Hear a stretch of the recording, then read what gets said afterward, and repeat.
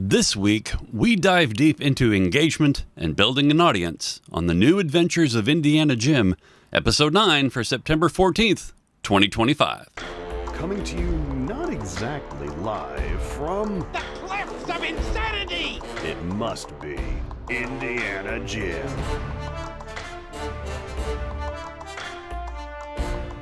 Hey everybody, welcome back to the New Adventures of Indiana Jim, and I've been doing a lot of thinking and a lot of soul searching and a lot of consideration about the future of this podcast, this channel, this whole creative ecosystem. And so today we just have a single topic, and we're talking about engagement. We're talking about building an audience. We're talking about what use this whole podcast is to me and to you. We're talking about value, that whole conversation. Value to the audience, value to the creator. It's all here on this episode. If you're new to the program, I am Indiana Jim, your intrepid arch-geekologist, and here we hunt for treasure across the world of entertainment, including books, movies, TV, and music. And we traverse the wild frontiers of podcasting and publishing, which both of those realms, podcasting and publishing, are important pieces of today's discussion. If you have thoughts, I'd love to hear them. You can email those to indianajimpodcasts@gmail.com, and I'll feature your comments in the next episode if you like.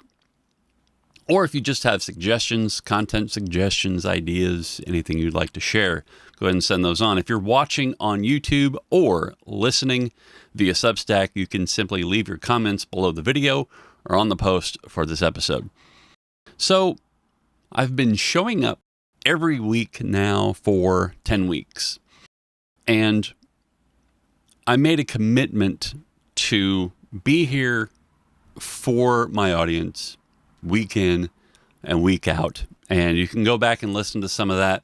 Episode 0, if you go all the way back to the beginning, you'll hear a lot more about what brought me to the decision to even make this podcast. But a lot of it was a matter of self-discipline, of building a good habit, of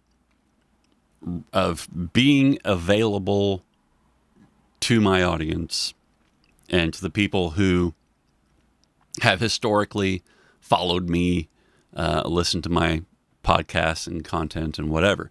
But as tends to happen when I begin something new or return to something old, I don't approach it methodically, but obsessively.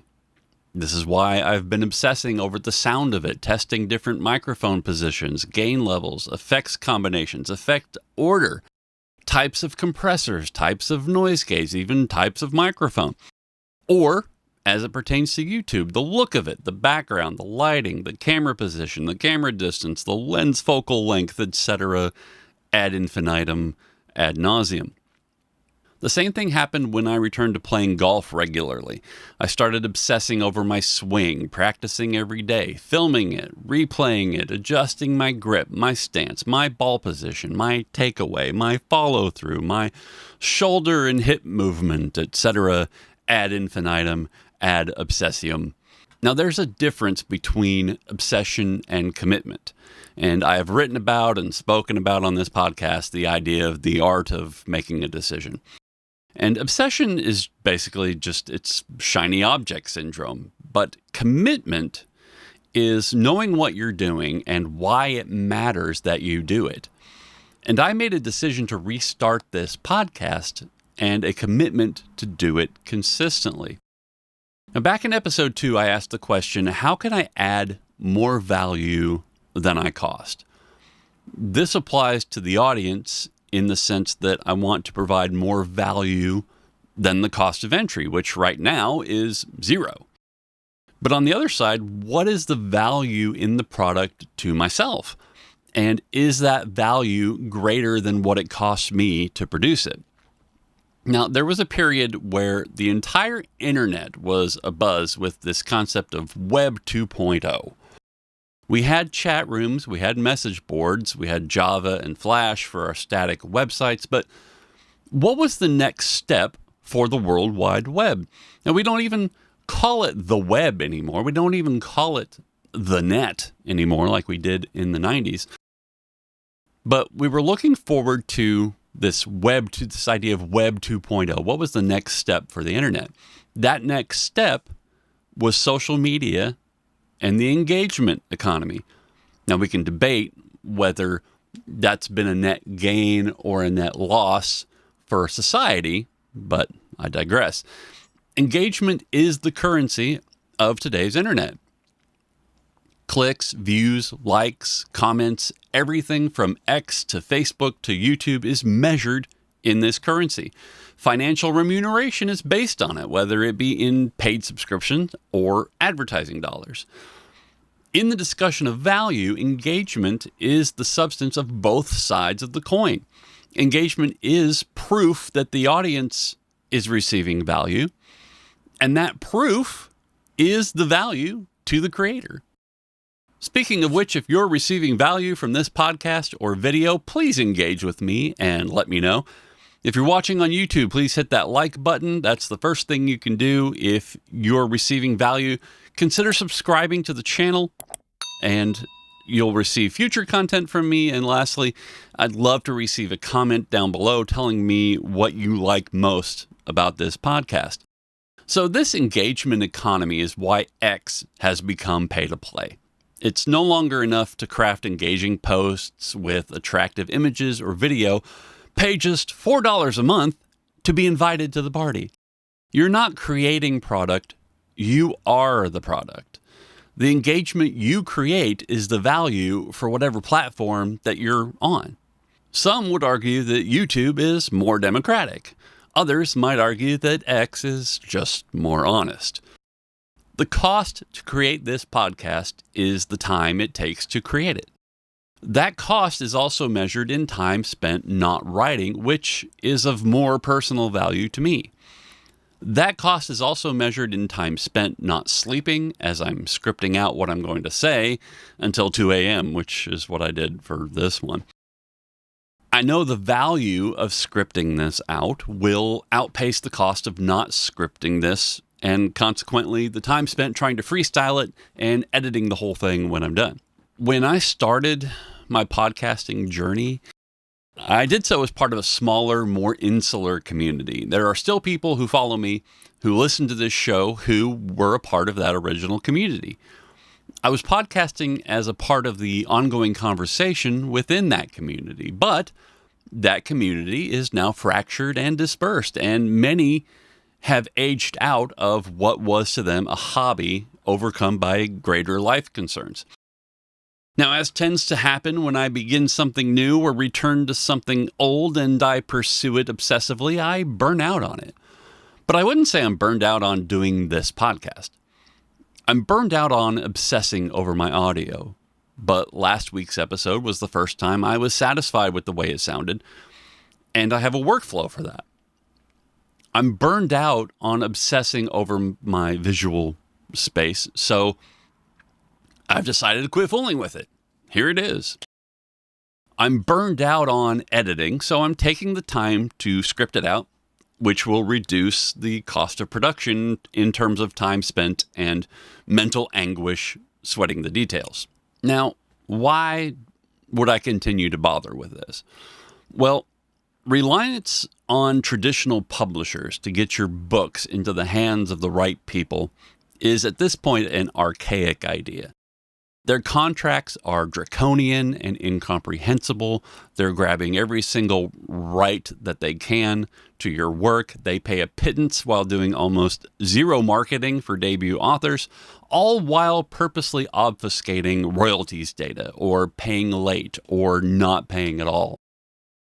They are only interested in acquiring as much intellectual property rights as they can to inflate their company's valuation. The imprints at these publishers may be run by people who love books, but essentially it's a bottom line business, and these corporations that run these publishing companies only care about the bottom line to their shareholders. Meanwhile, Amazon is no longer run by a man who actually likes books, and therefore they are growing increasingly hostile to indie authors. Now, I have a great post a link to a great post by a writer named Tia Janae, all about how this is happening. So go check that out, link down in the description or in the show notes. Meanwhile, literary agents are largely people who wish they could write books but suck at it. They love reading and they love books, but they're merely glorified slush readers who work for editors, not for authors, who couldn't negotiate their way out of a paper bag, let alone understand contracts or contract law.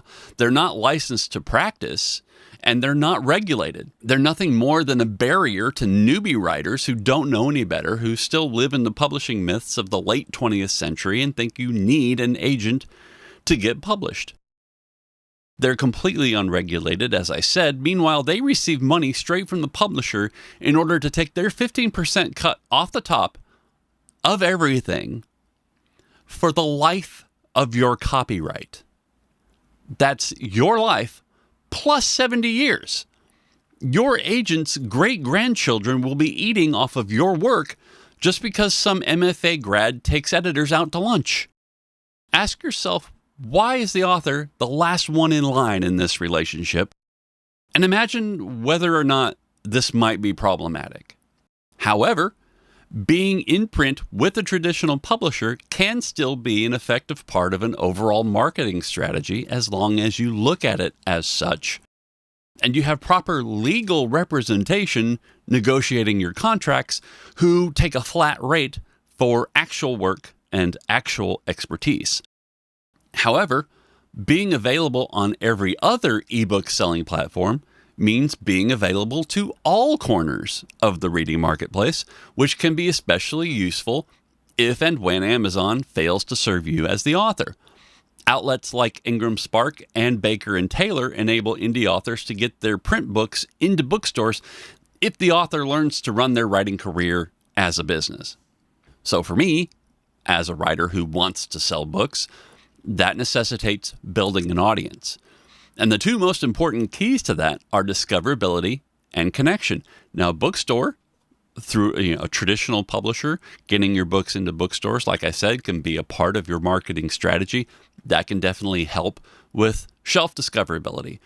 But on the other side of that, YouTube is the single best search engine and recommendation engine available on the planet. And it enables anyone to find the audience that is right for them as long as they know how to create content that audience is looking for. Podcasting is the most intimate medium for engaging with your audience as they engage mentally with your voice in their ears. Substack is also an important part of this ecosystem as it enables you to build and engage with your community your way, whether simply as a newsletter or as a blog or as a feature-rich content platform. And it allows you to curry financial support from that audience in whatever way you see fit. That's why I'm going to continue doing this podcast and creating the content I'm creating. However, the way I do that will continue to evolve in such a way that costs less in time and focus while still providing value to you, the audience. And that's where you come in. If you are receiving any value from this podcast, I want to hear from you. I haven't received a single email from doing this show, and the only YouTube comment I received was on my Wheel of Time video where they parroted the exact thing I said people who didn't watch it would say. So, as I said, I'm going to continue doing this, but I want to provide value to you.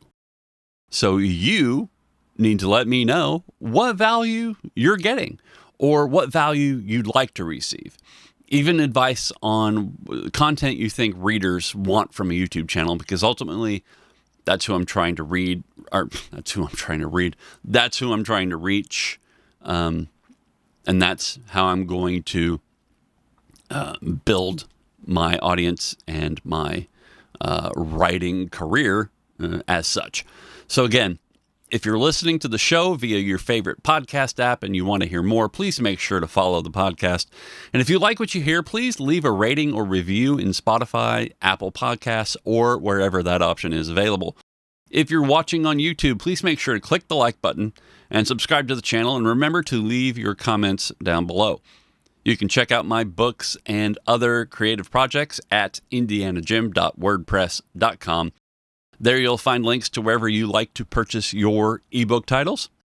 Go to indianajim.substack.com where you can subscribe to my author newsletter. You'll find more in-depth examinations of the craft of writing, analysis of story in books, movies, and TV shows, and authentic essays about the creative life. So I appreciate every single one of you out there. I really do. I'd love to hear from you. Please get in touch with me. Again, indianajimPodcasts@gmail.com. Leave a comment, leave a review, leave whatever you like. Let me know. Follow me on the X platform at Indiana Jim, or follow me on Blue Sky. Get in touch with me there. I don't post very regularly on Blue Sky, but you can get in touch with me there at Indiana Jim Jim. Yeah, that's what it is on Blue Sky. So again, thank you so much for listening. You have chosen wisely.